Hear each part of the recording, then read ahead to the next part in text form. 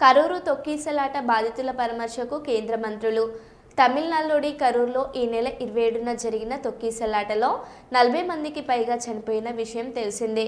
బాధిత కుటుంబాలను పరామర్శించేందుకు ఇవాళ కేంద్ర మంత్రులు నిర్మలా సీతారామన్, ఎల్ మురుగన్ కరూరుకు వెళ్లారు. ఆయా కుటుంబాలతో మాట్లాడుతూ తొక్కిసలాట జరిగిన తీరును తెలుసుకుంటున్నారు.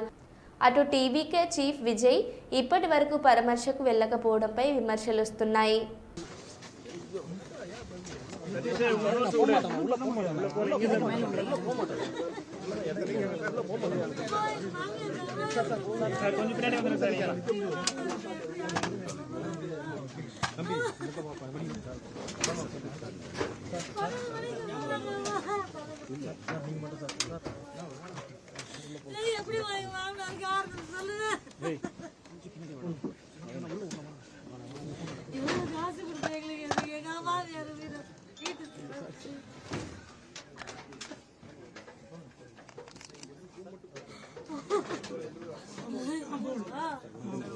எங்க மாமனார் வேணாம்தாமா சொன்னாரு.